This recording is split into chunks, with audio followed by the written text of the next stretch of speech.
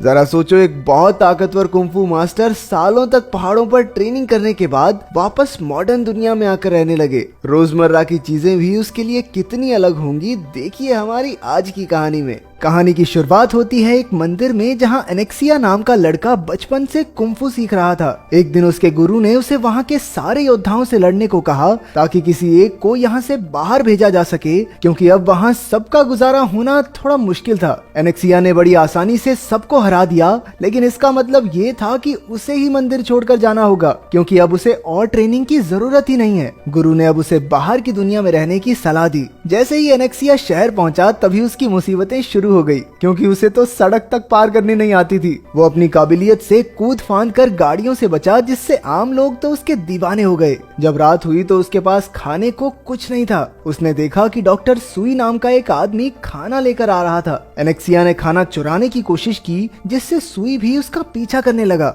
आखिरकार वो नदी के किनारे पर पहुंचे, जहां एनेक्सिया तो पहले ही हट गया, लेकिन सुई पानी में जा गिरा। एनेक्सिया ने बिना समय गवाए उसे बचा लिया और इससे खुश होकर सुई ने उसे खाना दे दिया। वो एनेक्सिया की काबिलियत से इतना प्रभावित हुआ कि उसने खुश होकर उसे अपने साथ काम पर भी रख लिया। डॉक्टर अपनी पत्नी मिसेस सुई के साथ रहता था, लेकिन वो डॉक्टर के भाई के साथ ज्यादा समय बिताती थी। अब एनेक्सिया डॉक्टर के साथ पेशेंट्स का इलाज करने में मदद करता और अपने अलग अलग कर्तव्यों से उनका ध्यान भटकाता। हर शाम डॉक्टर उसे कुछ पैसे देता, लेकिन डॉक्टर की आधी कमाई अपने भाई दोरांग से दवाई खरीदने में चली जाती। उसके भाई का धंधा घाटे में था। एक दिन उसे पता चला कि दाओरोंग ने अपनी दुकान एक कीमती अंगूठी के बदले बेच डाली। सुई को काफी गुस्सा आया, लेकिन दाओरोंग ने कहा कि तू खुद तो सब कुछ छोड़ के बैठ गया था एक लड़की के चक्कर में, मुझे क्या समझा रहा है? बाद में एनेक्सिया ने उससे सच पूछा तो सुई ने बताया कि वो भी ठीक उसी की तरह एक शाओलिन मंदिर में कुंफू सीख रहा था, लेकिन एक दिन उसे एक बेहद खूबसूरत लड़की मिली, जिसे देखते ही वो दीवाना हो गया। आखिरकार वही लड़की मिसेस सुई बनी और सुई सब कुछ छोड़कर डॉक्टर बन गया। अगले दिन एनेक्सिया सुई के लिए कुछ दवाई लेने गया, लेकिन उसे कुछ आवाजें सुनाई दी, जिससे वो समझ गया कि मिसेस सुई दाओरोंग के साथ अपने पति को धोखा दे रही है। उसने डॉक्टर से तो कुछ नहीं कहा, लेकिन सीधा मिसेस सुई से पूछा, लेकिन उसने एनेक्सिया से साफ कह दिया कि अपने काम से काम रखे। कुछ समय बाद दाओरोंग झूठे आंसू बहाकर मिसेस सुई से पैसे मांगने लगा और वो मान भी गई। दाओरोंग ने उसे सुई के लिए ज्यादा ताकतवर दवाई भी दी। जब घर लौटकर मिसेस सुई ने पैसे चुराने की कोशिश की तो डॉक्टर ने उसे रंगे हाथों पकड़ लिया। मिसेस सुई को लगा कि अब तक तो एनेक्सिया ने डॉक्टर को सब बता दिया होगा, इसलिए उसने कहा कि वो आज के बाद दाओरोंग से कभी नहीं मिलेगी। फिर आधी रात को एनेक्सिया ने मिसेस सुई को चिल्लाते हुए सुना। असल में डॉक्टर की मौत हो गई थी। अब एनेक्सिया ने खुद उसकी दुकान संभालने का जिम्मा उठाया। तभी उसे दवाई की खाली डिब्बी मिली, जिससे उसे शक हो गया। अगले ही दिन दाओरोंग बिना किसी शर्म के मिसेस सुई को लेने आ गया। वो दोनों एक कश्ती में घूमने गए। जो बात मिसेस सुई को भी बड़ी अजीब सी लगी कि दाओरोंग को अपने भाई की मौत का जरा सा भी दुख नहीं था। असल बात तो ये थी कि दाओरोंग ने ही उसकी दवाई में जहर मिलाया था। अब मिसेस सुई गुस्से में उससे लड़ने लगी और तभी अचानक बोट में पानी भरने लगा। वो दोनों अंदर बंद थे और जैसे ही वो डूबने वाले थे, एनेक्सिया उन्हें बचाने आ गया। लेकिन तभी उसे याद आ गया कि इन्होंने डॉक्टर के साथ क्या किया था और उसने उन दोनों को ही डूब जाने दिया। लेकिन अब उसे पछतावा हो रहा था, इसलिए वो शाओलिन मंदिर में जाकर बैठ गया। फिर जब वो दुकान पर लौटा तो उसने देखा कि जाओ नाम का एक लड़का ताला तोड़कर अंदर घुस आया था। वो अपने गुरु से लड़ने वाला था और उसके लिए दवाई लेने आया था। रात को एनेक्सिया भी उसके पीछे गया और देखा कि जाओ और उसका गुरु पेंग दोनों बहुत तगड़े योद्धा थे। लेकिन आखिरकार जाओ ने पेंग की ही तकनीक से उस पर वार किया। अंत में पेंग अपने बेटे के बदले जाओ को अपनी गद्दी देने को राजी हो गया। जैसे ही जाओ खुश होकर जाने लगा, पेंग ने धोखे से वार करके उसे मार डाला, क्योंकि वो नहीं चाहता था कि उसके बेटे की जगह कोई बाहर वाला उसके स्कूल का मास्टर बन जाए। अगले दिन पेंग का बेटा किजी अपने पिता के लिए दवाई लेने आया। किजी को मांस भी पकाना था, इसलिए एनेक्सिया ने उसे अपनी रसोई दे दी। बाद में जब दोनों ने मिलकर खाना खाया तो दोनों को अजीबोगरीब सपने आने लगे,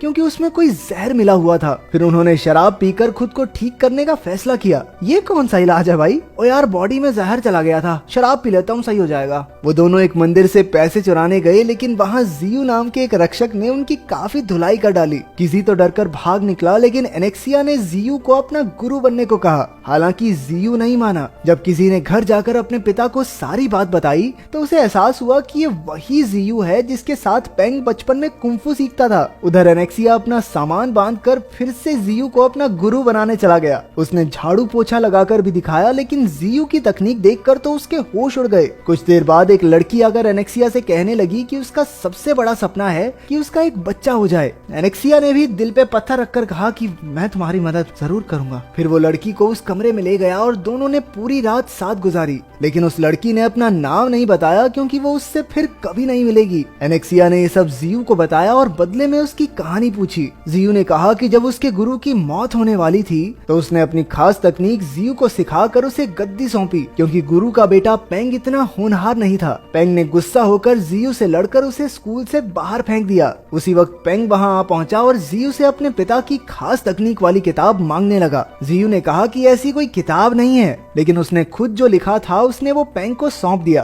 पेंग ने तुरंत वो किताब आग में फेंक दी और एनेक्सिया उसे बचाने भागा, लेकिन पेंग ने उस पर भी वार कर दिया। जियू लड़ाई नहीं चाहता था, इसलिए उसने पेंग से माफी मांगकर एक नई शुरुआत करनी चाहिए। लेकिन पेंग के मन में अब भी बहुत जहर था। उन दोनों की भयानक लड़ाई में मंदिर के काफी हिस्से टूट गए। जियू को तेजी से लड़ता देख पेंग अचानक लड़ाई रोककर बाहर आ गया, लेकिन उसने दीवार के उस पार से हमला करने की तकनीक से अंदर की मूर्ति तोड़ डाली। उसके टुकड़े सीधा जियू को लगने ही वाले थे कि जियू ने पत्तियों को हवा में घुमाकर ऐसा रक्षा कवच बनाया जिससे उसे कुछ नहीं हुआ। पेंग को लगा कि वो जीत गया होगा, इसलिए वो मस्त ओवर कॉन्फिडेंस में अंदर गया, लेकिन तभी जियू ने उस पर जोरदार हमला कर दिया। फिर जियू ने पूरे चांद की शक्ति से पानी को पेंग की ओर मोड़ दिया, लेकिन पेंग भी पानी को दो दिशाओं में मोड़कर बच निकला। पेंग घर जाते ही बेहोश हो गया और किसी को दवाई ढूंढते हुए एक बंदूक मिल गई। इसके बाद वो अपने पिता की देखभाल करने लगा। उधर एनेक्सिया ने जियू को अपना गुरु बनने के लिए मना लिया। उसने जियू को उसकी लिखी किताब भी वापस कर दी। रात को एनेक्सिया को गोलियों की आवाजें सुनाई दी और उसने तुरंत देखा कि जियू मरने वाला था।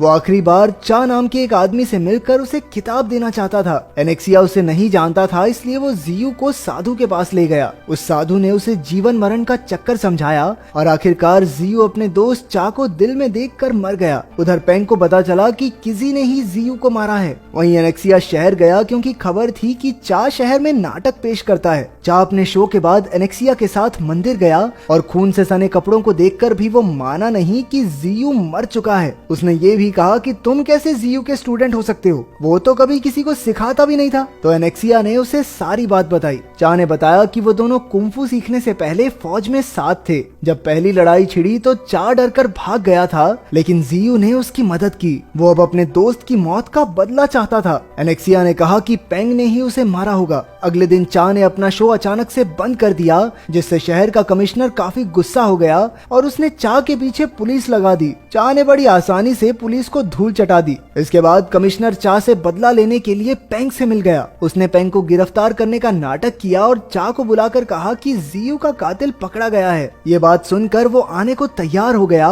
और पेंग, लिरेन और उसके आदमियों ने चा के लिए जाल बिछाया। अगले दिन लिरेन, पेंग और किजी गाड़ी में बैठे देख रहे थे और उसके आदमियों ने चा पर हमला कर दिया, लेकिन चा और एनेक्सिया के लिए इन्हें हराना बाएं हाथ का खेल था। फिर चा ने पेंग को चुनौती दी और दोनों एक दूसरे के दिमाग में लड़ने लगे। लड़ाई टक्कर की थी, लेकिन जब चा की आंखें बंद थी तो पेंग ने धोखे से अपने आदमी से हमला करवा दिया। अब चा गुस्से में इतना ऊंचा कूदा कि उसने सूरज की रोशनी को इकट्ठा करके सीधा पेंग की ओर मोड़कर उसे बुरी तरह जख्मी कर दिया। फिर चा ने पूछा कि क्या उसने सच में जियू को मारा है, तो पेंग ने अपने बेटे को बचाने के लिए हाँ भर दी। तभी अचानक किसी बंदूक लेकर आ गया और कहने लगा कि उसने जियू को मारा था। ये सुनते ही एनेक्सिया ने उसे काफी पीटा और बंदूक छीन ली। एनेक्सिया उसे मारने ही वाला था कि चा ने कहा कि जियू ने मरते हुए किसी का नाम नहीं लिया, यानी वो बदले के इस चक्कर को खत्म करना चाहता था। ये सुनते ही पेंग तलवार छीनकर किसी की जगह खुद को कुर्बान करने को तैयार हो गया, ताकि आने वाली पीढ़ी बिना नफरत के शुरुआत कर सके। उसी वक्त कमिश्नर ने चा के पैर पर गोली मार दी